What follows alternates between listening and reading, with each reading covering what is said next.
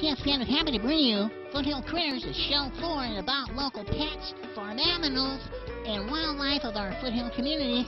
This program is brought to you in part by the, hey Tom, you should do this part. By the Feed Barn Country Store, locally owned and operated for more than 30 years. By Jeff Home and Auto Center, a name you can trust for 28 years and growing. And by Sierra Hearth and Home, your certified specialists for water gardens, ponds, and waterfalls. Hello, Amador County. This is Foothill Critters. My name is Sarah Rattan, and if you haven't seen me before, that's okay. I haven't been on before. I am here to introduce 4 different breeds of cats, all from breeders around California, 5 different guests, and let's get started. This here is my mother and my cat. Catherine Rattan, please introduce what you do, who you are, this cat, anything. Just start. Okay. My name is Catherine Rattan. I, in addition to having bred cats for 30 years, I am a senior advanced all-breed TICA judge for the International Cat Association. I judge cat shows all over the world, and I breed Selkirk Rex, which is our breed right here. This is Supreme Grand Champion Kitty Cat's Rhyolitic Magma, better known around our household as Ron. Ron is a 9-year-old Selkirk Rex boy. He's a cream tabby and white. He's a very typical of the breed personality and looks, and he is here to be a guest because you can't give Ron enough attention. Well, why don't we explain the history of the Selkirk Rexes and the unusual coat patterns. Okay. Selkirk Rex are the original curly breed in the United States. They were the first one that popped up. It's a genetic mutation. It is a non-lethal genetic mutation that affects basically their coat and gives them, instead of the long flowy coats or the short crisp coats, a curly coat. So they look like a sheep. As a matter of fact, they're kind of known as the sheep in cat's clothing. In the early 1980s, a Persian breeder in Wyoming received a phone call from one of the local animal shelters, and they said, you know, we know you know cats. We've got this really strange cat over here. And she went over and found a young female who had curly fur, which was the first time, to her knowledge, and I think anybody else's, that there had been a curly-coated cat discovered spontaneously in the United States. There are 2 breeds of cat in England, and actually there's one in Germany. And she took the cat home and bred her to her Persians and Himalayans to see how the gene worked, and it was a dominant gene, non-lethal, doesn't, you know, other than making their coats curl, doesn't do anything, you know, to them. So she decided to create a breed, and she lived in the Selkirk Mountains in Montana, Wyoming, Montana area. She called them the Selkirk Rex. Rex means curl. Almost all of the Rex breeds are, or curl breeds are Rexes, and so basically they came to being. She started doing, you know, breedings, decided she wanted them to be basically what is a British Shorthair, which is the domestic cat in England, and is a long-standing show breed with the curly fur, and so she started breeding a combination of the Persians, the Himalayans, and the British Shorthairs. Well, that's basically the entire history and everything. There's not much else to say. Personality-wise, just give it a good go at what their personalities are like. We call them Velcro because they're Velcro. And it's like having a cat pretty much permanently attach itself to some body part, depending on where the body part is. Ron is probably a classic example of that. He loves to be petted, and he wants to be hugged and loved, and they want to sit next to you or on top of you or behind your neck or on your lap or almost anywhere they can be in close proximity. As a matter of fact, Ron likes to help me type while I'm on my computer. They're very, very personable. We took Ron last year to a national Meet the Breeds event that was put on by the AKC, the American Kennel Club, in the Javits Center in New York City, where there were 40,000 people in attendance in 2 days, and Ron actually didn't get enough attention, and we literally pulled him out of the cage and handed him to people as they were clustered around like 10 deep, and they just passed him one person to the next, and he just loved every minute of that. And that's very typical of the Selkirks. They just are very interactive. If you want a cat that is going to be a part of the family and be in all your activities and want to know what you're doing and want to be with you while you watch TV or read, you get a Selkirk Rex. So we can move, baby. Yes, they come in all sorts of varieties of colors, not just the cream and white. We have another one here that is actually a brown Torby and white. Yes. And the Torby and Torty colorings are typical of what we believe to be called calicos. You see them in some various cats you see every day. They have this red or blue and red or black, and on this case she's a brown, so she's got brown spotting with these nice red coloring and the white, of course, and this is what we call a Torby. This is a brown Torby and white. This is Bangles. Oh gosh, I have to remember her name. Terracotta of Kitty Cat. She is actually Ron's granddaughter. She is a little over 2 years old. She is also a Supreme Grand Champion. The girls are significantly smaller. What kind of the thing, in addition to the curly fur with the Selkirks, is they have a semi-cobby body. They're very, very strong, heavy boning. They have round heads. Round here, longer. A Persian would have round in all directions. The Selkirks are round in here with the rounded muzzle, but they have a longer head and a longer nose, medium ears, and really, really substantial size. They always weigh more than you think they're going to. They have this wonderful curly coat, which is incredibly easy to take care of. Just at this time of year when it's hot, we have to do some brushing, but other than that, we just sort of look at them and they just kind of are always really pretty spectacular that way. So are the Selkirk Rex good for kids, teenagers, adults, or older people? The Selkirk Rexes are really good for everybody. And case in point, when you were younger, you used to dress most of them. They tolerate anything. They don't care. They love children. They like being with teenagers. They're not a super active cat, so that you know, for older people, they make a really good companion. And they're pretty interactive. They like some attention, so they like to have their people home with them. You know, periodically they will meet you at the door, and if you're not paying enough attention to them, they tend to jump on you and tell you that you're not paying enough attention to them. But they're actually really, really good for, you know, pretty much everybody. They're not going to be the class clowns. They're not super active. They're not terribly good at chasing wildlife or anything else. Mostly they like to lay upside down with their feet in the air. That's kind of their stock in trade. So there's another question that I had on my mind and I completely forgot it. In the International Cat Association, how you are actually the head of the Selkirk Rex Breed Committee. Yes, I am.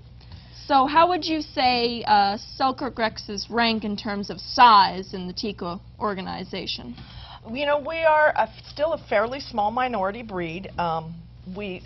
Since they only showed up in the early 1980s, they were accepted as a breed in mid-1990s, and so they've only been around about 20 years as a breed, and they're not really well known. People who are looking for cats will call and ask if we have British Shorthairs, and I'll say, well, no, we have Selkirk Rexes, and they say, well, I don't even know what that is. When I say, well, here's the web page, go look at the web page, then they immediately call back and say, oh, I want one of those. Those are so adorable. Aren't those the most wonderful things? But they are a really fast-growing minority. They're very popular. They're very easy to show. They're easy to take care of, unlike some other breeds that require a lot of grooming or, you know, are active or you know, they're just a simple breed for everybody to take care of, and so they're very popular. They work really well with small children and babies because they'll let them hang them by their toes and pretty much anything else. They really don't care. So mostly they just do this. Huh. 20. All right, so this has been Baby and Ron, and this is 1 minute 30. This is Kitty Rutan. One other thing we can talk about is she's just sitting there. There's nothing bugging her, obviously. But you talk about you. You're a judge, and you traveled. Tell us some of the exotic places you've been. Oh, as a judge, I have been able to go to England, and I've judged in Colombia and Costa Rica and all over the country. I am going next month to Australia to judge down there, and I'm lucky I get to go to Canada, and beautiful places and meet wonderful people who love cats, and it's the best part about being a judge is being able to go see cats all over the world and meet people. And Malaysia, forgot Malaysia. Went to Malaysia to judge a show, and our association, the International Cat Association, has shows actually in almost all of those places. Malaysia, Costa Rica, Colombia, England, Europe. So. Okay, so thank you for coming onto the show and showing us, of course, I'm biased, but beautiful cats. We are going to take a short break and come back with yet another breed and breeder. And now back to Foothill Critters on TSPN. This is Foothill Critters. I'm Sarah Tan, and I'm once again here with two new breeders. Introduce yourselves. I'm Gina Mackey, and this is my grandmother, Mary Riddell, who is the breeder of the ragdolls. And so these are ragdolls, obviously. Would you like to talk about yourself, actually? Talk about where you live. Okay, we are from Ione, California, and I am a graduate from the Junior Achiever Program, which is where I go to cat shows. I have personally learned about my breed and the Tika shows itself. I have clerked, I have worked with cat shows, I have worked with judges, I have worked with a lot of people. It's quite fun. And you want to introduce yourself? I'm Mary Riddell, and our cattery name is For Real Ragdolls. I've been breeding since 1994, and actually when I first started breeding, it wasn't that I had decided I was going to start breeding. I actually bought a ragdoll as a pet, and we were just so amazed at the temperament of the breed that my husband right away said, "We've got to breed these cats." And of course he said, "You go off and learn about breeding, and but we're going to breed these cats." And that's what we proceeded to do. And at the time we lived in San Francisco. We've now retired from our jobs, our regular 40-hour jobs, and now dedicate all our time to breeding and showing. We love to show the breed, and we do a lot of traveling, and we're just real happy with the breed. And in fact, our very first ragdoll, who we bought as a pet, ended up being the 4th best all-breed international alter when we showed him. So, and that was our pet.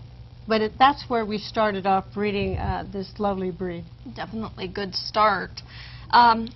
One thing about both of them is I have personally known them for a numerous amount of years. I grew up with Gina, and Gina is a student at Amador High School, and she still finds the time to go around and have these cats because Hard not to. because they're just so lovable. But let's turn to the cats. You have two little kittens here because obviously they're tinier than they supposed to be. 12-month-old girl. She is 12-week-old female kitten. She is known as a seal mitted. You can tell she's got cute little white mittens, and this darker color is known as a seal. This is an 8-month-old kitten. 8 weeks. Saying months. She's a blue bicolor, meaning she has more white than she does, and she doesn't have mittens. just all white down here. And you'll notice that the ragdolls are a pointed breed. They all have blue eyes, and these two just happen to have very, very nice, striking blue eye color. They do. The ragdolls come in different colors that are accepted colors. This is the seal. This is the blue, which is a gray. They also come in reds and chocolate and lilac in color. But they'll all have the blue eyes, as they are a pointed breed. And they'll all be pointed. Correct. Yes. And then just a different variation of white on them. Where this one has the little mittens, this has the white inverted V on the face, and white legs and white around the back. So the color, and she's still really young, and so her color, of course, takes about 2 to 3 years for it to fully come in, where she'll eventually have, the saddle will be all gray, but she'll still have the white on the back of the legs. And in her case, you can see where the body is tanner, but you can see where the contrast with the white on her mittens.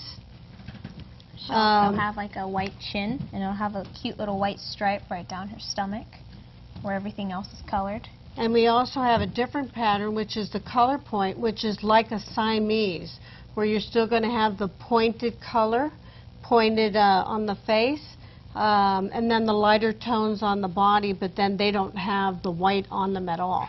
But more like a Siamese or the Himalayan. I believe the Himalayan also would be just like that. So in regards, because these are just kittens, how big will they get once they're fully grown? Are they a large cat, a medium, or a small cat?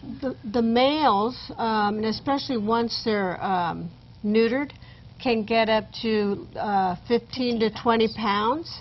I'd say on the norm, I'd say most of the males that I've seen are about 15 pounds.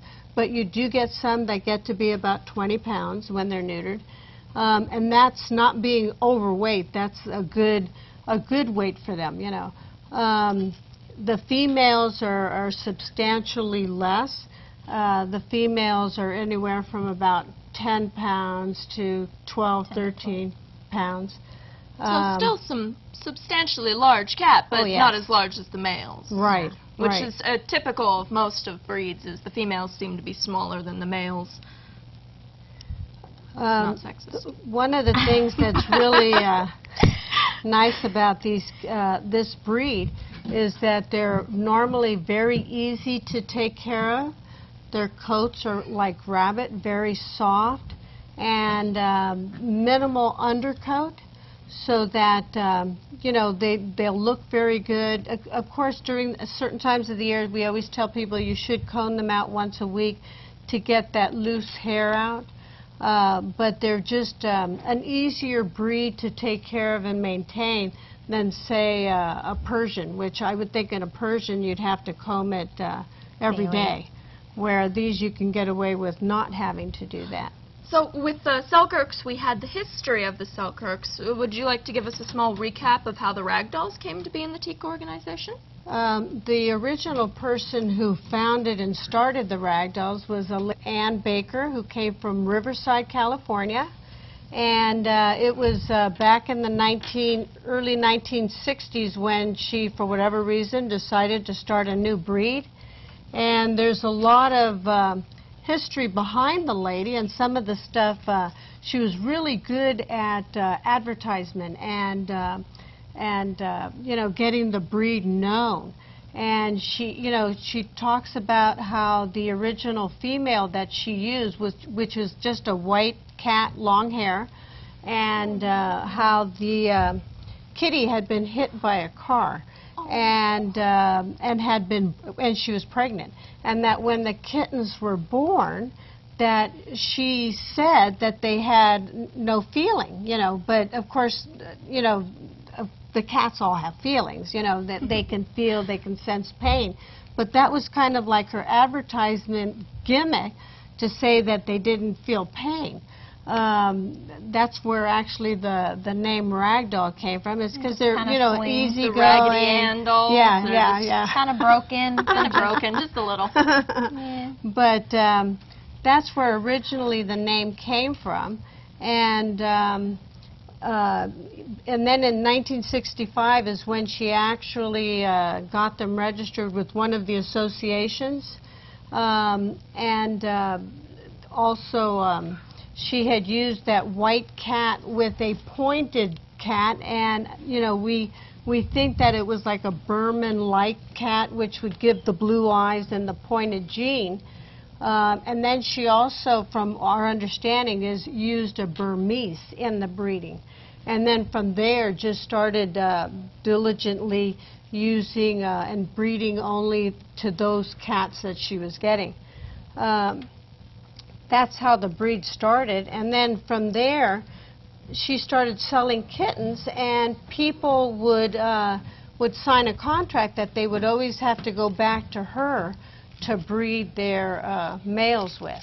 But that's how the breed got started. And then those people, which was Denny Dayton and his wife, Laura, broke away and started then selling their cats and breeding them themselves instead of always going back to Ann Baker. Okay. So that's how it sort of spread out. Everybody wanted one. And obviously the personality is supposed to be that of a Raggedy Ann doll. Kind of loose, very, very calm and gentle cats. For, as I asked at the Selkirks, for people own them, are they good with kids, teens, adults, or older people? Are they? Growing up with these cats, I definitely say they fit any type of personality, any type of cat, any type of person, sorry. All ages. They work quite well. My brother chases these cats, and they're fine. They live with it. They sit with me. They sit with my grandparents. They're just laid back. Yeah, They're good for anyone. Yeah, and always when it's a family with children, we have the children come over to meet the kittens, and because just like, you know, in one litter, you can have some that are more patient with little people. Little people usually make quicker movements and speak louder, and so you know, some kittens are not bothered by it, and especially since my grandson does live with us at home, Mark Anthony, and he's kind of my tester. So when we want to know, or I want to know in a litter, which kittens do you like the best? The ones, of course, that he will pick up and hold and hug, I know are the ones that are going to be the kittens that are going to be perfect for families with children. Yes, and the ragdolls are, as I know, and I have seen them in shows, they're one of the more well-known and more of the higher count breed, where in the shows they're one of the largest breeds in the long hair class. Yes. And that's due to their popularity, mostly, right? Right now in Tika, the ragdolls are the second most popular breed. I saw where you were looking. That right now. But they're very, very popular breed right now, and so they're in great demand. They're in great demand. And a lot of people I know who have pointed cats, they immediately say, well, my cat must have a ragdoll in it. Well, sometimes, but not always. So we're going to move on to our next segment now with another breed, so stay tuned. And now back to Foothill Critters on TSPN. Hi, this is Foothill Critters again, and our next guest here is Bridget Cowell. I'm from, well, I live in San Francisco, but my accent is from Australia.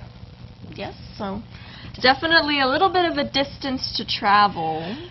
From San Francisco or Australia? Either one. So why don't we start with a little bit about yourself. How long have you been breeding cats? I've been breeding cats since 2003. We got our first Savannah in 2001, and like most of our breeders here, got one as a pet and fell in love with the breed, and that's what got us involved in breeding and showing them. So the Savannah, it was a brand new breed in those days. There were very few of them around, and so I've been lucky enough to have been able to be involved in the development of the breed through its history. And yes, you are. This is a Savannah. Yes, which may surprise some people, but he's one of the rare black Savannahs, which most people are used to seeing, the spotted ones. He came out all black, but fortunately we allow for that because their ancestor wildcat, the African serval, comes in a melanistic form also in the wild. So there are black servals in the wild. We have black Savannahs in our homes. Yes, and recently, a big congratulations, the Savannahs were accepted into the cat category, and so they're an actual breed. They're now a championship breed. We went through from the year 2001 through to 2012 in the TICA's new breed program, which has a number of steps to prove that it is a viable breed, that it has a distinctive and unique look, and it has something to offer the cat world. So that's pretty much what we did for a lot of years. So finally this year we became part of the accepted cat breeds, and yeah. And they've been growing since then, haven't they? I've seen a lot of Savannahs. We are a rapidly growing breed. We are now TICA's #4 breed, which for a new breed is, of course, really good. Yes. So since you have studied all these years about the breed itself, why don't you give us just the short summary of what the Savannah would look like? Okay, so the Savannah should have a lot of the serval traits. So most people have possibly not seen an African serval. It's one of the smaller African wildcats. It's called the poor man's cheetah because it's a spotted cat, but it has very long legs like the cheetah, but it has these very huge ears because it hunts for rodents in the long savanna grasslands, which is where the Savannah name came from. So we look for a cat, and we look for a cat that has very long legs, a very angular face, smaller eyes because they're used to being in bright sunlight, and very large upright ears, which if you'd hold his up would be really, really good. And when they're not a solid black, we like them to have nice big bold spots, which is the most common coloration. Yes. We never actually introduced your name. I'm sorry. That's why he's insulted. Yes. Well, this is Barack, who, funnily enough, was named after the president because he was born around election time, and when we had a gorgeous black kitten arrive, my husband decided he should be named in honor. So he seems to think that he's quite presidential and seems to have kind of a certain air about him ever since. We all know him as Baz, though. Yeah, that's an Australianisation of the name. It's something Australians do to names. But the funny thing about him is he actually, in the right light, he has the spotting. Yes, it's like a black panther, a black cheetah, any of the melanistic wildcats. When they're in the sunlight, you can actually see the pattern. So when you're in sunlight, you can see his pattern, but under normal lighting, you don't tend to see anything. Okay, so...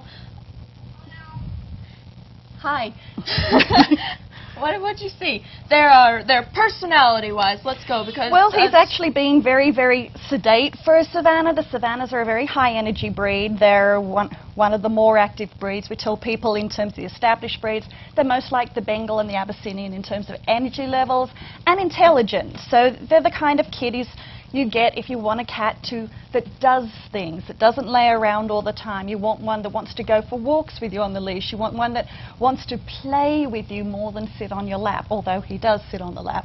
But they are a very energetic breed, and they can be a lot of fun because they're very athletic and can do a lot of really good jumps and leaps and backflips to keep you amused. They're a large breed. Is he going to grow any bigger? Is this as big as he's going to get? I think Baz has reached his height. He's nearly 4 years old now, so that's when we consider they've probably reached their height. They do tend to grow for longer than the average first year of life, like most domestic cats. These guys tend to grow for a lot longer. He is a very tall cat. Not all Savannahs are this big. It's one of the myths of our breed. But, you know, we do get some very large males, and of course males versus females, but we do seem to see a bigger size difference between males and females than you may see in a lot of other breeds. His sister is probably only about half his weight. which... So Baz here has some sort of title, as you were telling me, so you want to brag about him? He said, I don't know. What? Well, you are a president. Kitty. You're a presidential kitty. Yes, okay. I remember when the Savannahs were coming out, and he was the one that you saw the most often. And he's also...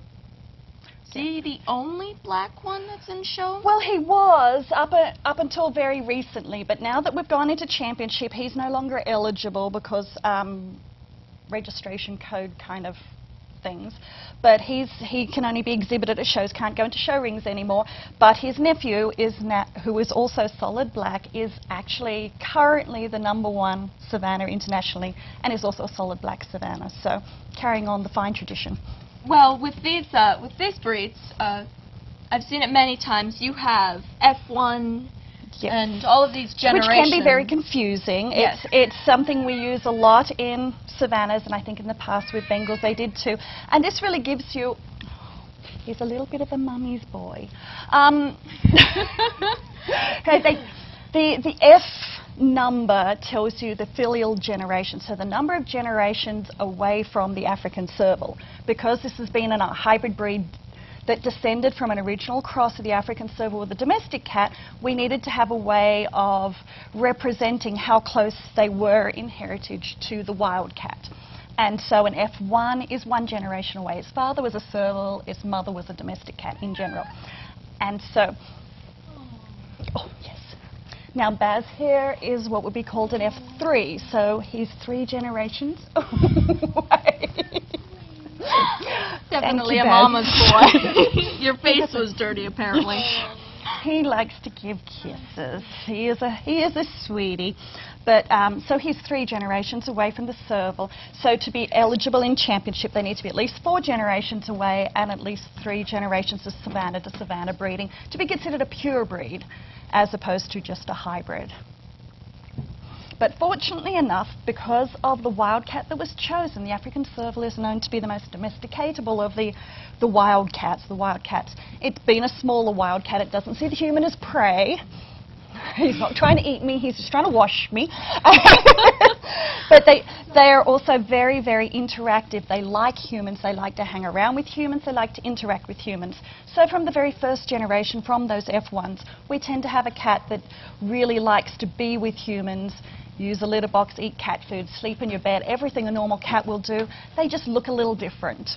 Is there a specific age group that the Savannahs would work better with and not work so much with? You know, I think it really depends on what you want in a kitty companion. I think it's really important if you get a Savannah to want a high energy cat, want a cat that likes to do things and really have the time and energy to spend with them. They're not a good cat to be left on their own all day while you go to work, then come home and expect to be able to go to bed without spending some time with them playing, because they'll be sitting there patiently waiting for you to come home. So they do need interaction, and they also tend to be very pushy. You know, persistent, I think. Yes, and they're not at all an aggressive cat, but if you have an elderly cat that likes to sleep all the time, this one's going to be saying, you sure you don't want to play? Play? Play? They're very persistent, and they think everyone wants to play. So they don't believe anyone should sit on the sidelines. They're very inclusive that way. So, you know, I think they're a cat where you do have to consider everyone in the household before adding one, but they can add a lot to your life as well. You know, obviously we thought so because now we have a house full of them. Yes, and it's a marvelous cat because of its wild cat. So a lot of people have this bad rep about Savannahs because of how close they are to the wild cat. I think a lot of people assume that wild means feral.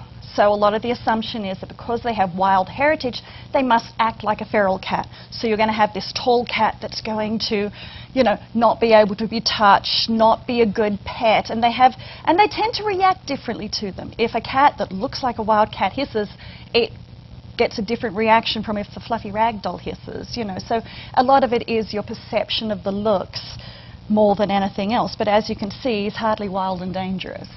Oh, very friendly. Except your makeup, maybe.